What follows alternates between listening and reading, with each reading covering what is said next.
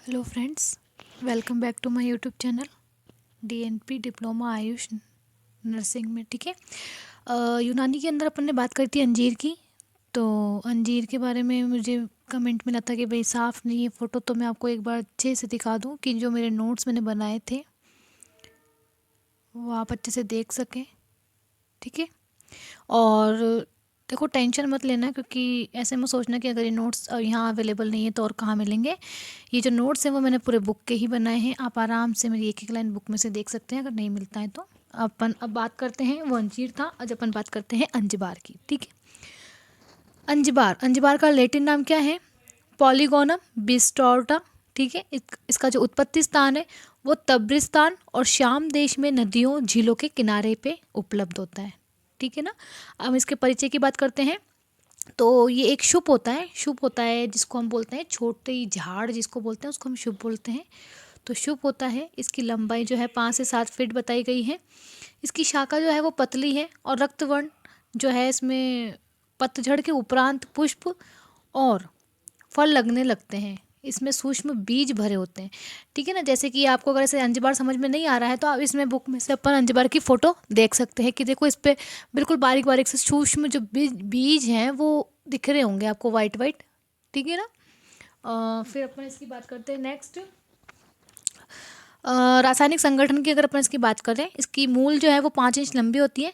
आकार जो है वो अंग्रेजी में एस के आकार की तरह होता है। ठीक है ना। इसकी अगर अपन बात करते हैं आकार की, तो ऐसे मुड़े हुए होते हैं, जैसे कोई एस बना हुआ लगता है अपन को दूर से अगर अपन देखें तो।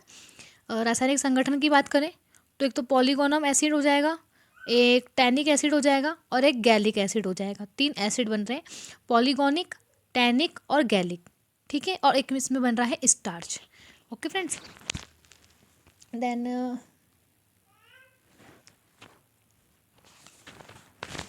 इसकी अगर अपन प्रकृति की बात करते हैं तो प्रकृति देख लीजिए इसकी। फर्स्ट क्लास में तो शीत है और रुष्क है। ठीक है। इसकी जो प्रकृति है वो तो ठंडी है और एक रुक्ष है। गुणकर्म की अगर अपन बात करते हैं तो शीत है, संग्राही है, रक्त स्तंभन है यानी रक्त को रोकने का काम करता है, आंत्र और अमाशय में बलप्रद है। ठीक है ना। और उसके बाद है पित्त व रक्त प्रकोपक संशमन। ठीक है।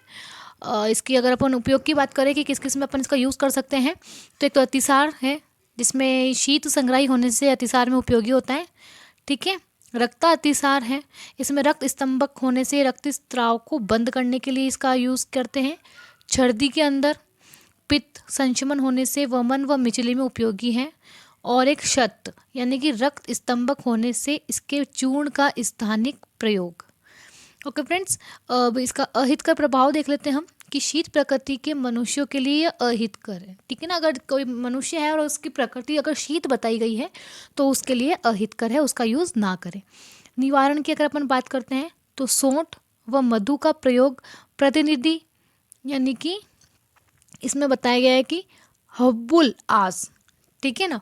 अब इसकी मात्रा की बात की जाए तो 3 से 5 ग्राम अपन इसका यूज़ कर सकते हैं। प्रयोजांग की बात की जाए तो इसमें जड़, जड़ की छाल और पोषक यानी कि इसके जो सूक्ष्म जो बीज होते हैं ना उसमें से जो बारीक बारीक दाने निकलते हैं उनको बोलते हैं पोषक। तो वो इनका अपन यूज़ कर सकते हैं, इसको अपन यूज़ में ले सकते हैं। देन बेख अंजबार होता है। कल्प और योग के अंदर अपन इसकी बात करें तो एक तो शरबत अंजबार होता है और एक लौक अंजबार होता है। यानी कि अपन को अगर कोई दवाई मिलेगी, अपन अगर अंजबार का यूज़ करेंगे तो अपन या तो शरबत अंजबार का या लौक अंजबार का यूज़ कर सकते हैं। Okay friends. देन ये एक वीडियो अंजबार की है, नीचे इसमें आलू बुखारे वाले के भी नोट्स मैंने बना रखे हैं, लेकिन वो मैं नेक्स्ट वीडियो में डालूंगी। Okay friends, thank you.